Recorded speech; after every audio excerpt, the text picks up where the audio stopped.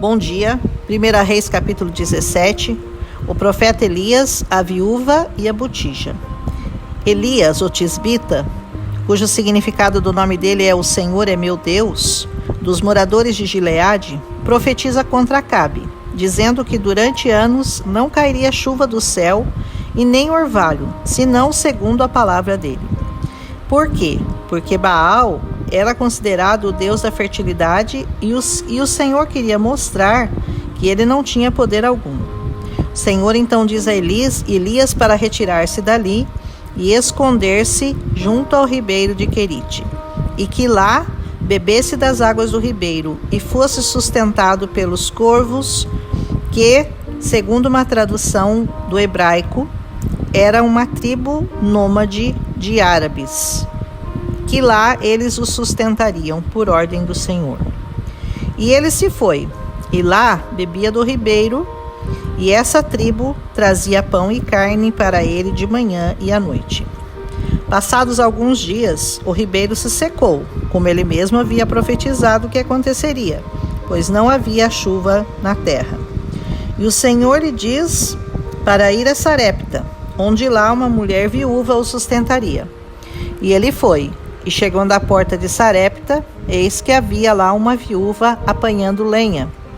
E ele lhe diz: traze-me, peço-te, um vaso com um pouco de água e também um bocado de pão para que eu coma. Porém ela lhe disse que só tinha um punhado de farinha e um pouco de azeite, e que ia preparar 2 cavacos, um para ela e um para seu filho, para comerem e morrerem. E Elias diz: vai, não temas, porém faz para mim primeiro o pão, e depois faça um para você e seu filho, porque assim diz o Senhor: a farinha da panela não se acabará, e o azeite da botija não acabará, até o dia em que o Senhor mandar chuva sobre a terra. E ela, surpreendentemente pela fé, foi e fez o que o profeta lhe disse.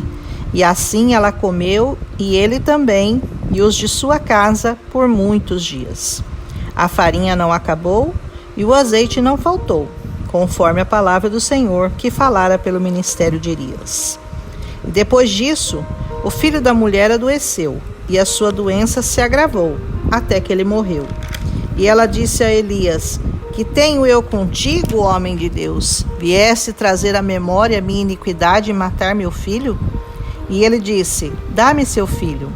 E levando-o para o quarto e deitando-o na cama, orou ao Senhor e estendeu-se sobre o filho dela 3 vezes e clamou que a alma dele voltasse a entrar no menino. E assim aconteceu.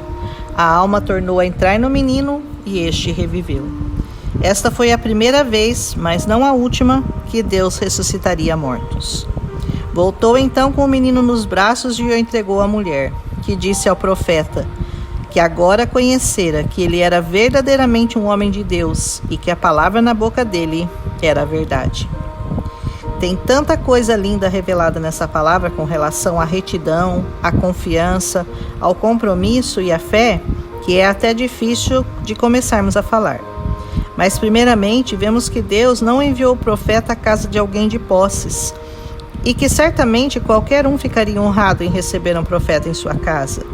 Deus o enviou a alguém que não tinha nada, nenhuma esperança, a não ser a da morte, pela fome que já batia a porta dela.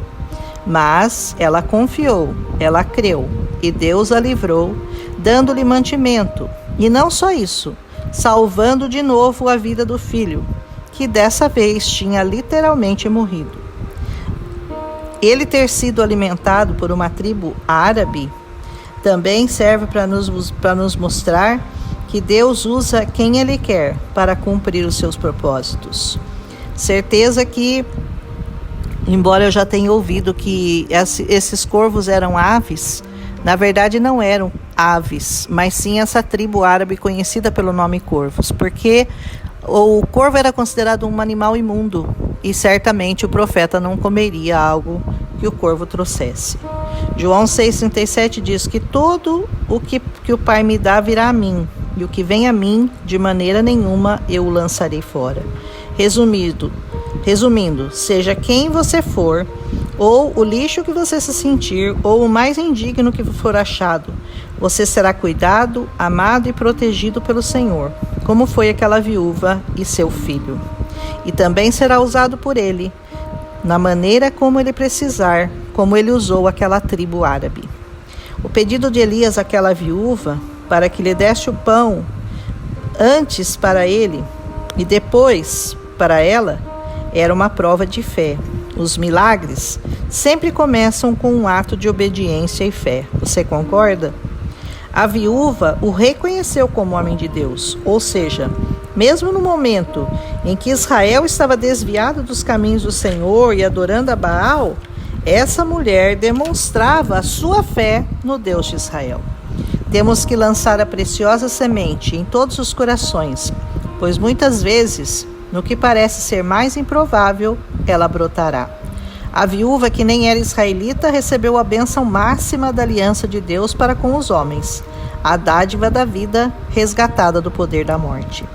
E essa bênção veio na pessoa do filho dela, única esperança para uma viúva naquela sociedade em que viviam.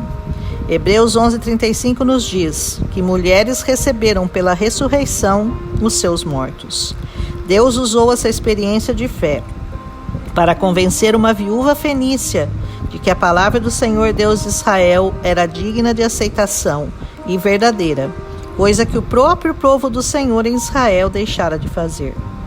Eu sei que vocês acharão muito mais ensinamentos nessa belíssima passagem bíblica, mas eu vou parar por aqui porque ainda temos muito que aprender. Amém? Um abraço naquele que ressuscita os mortos, o Senhor Jesus.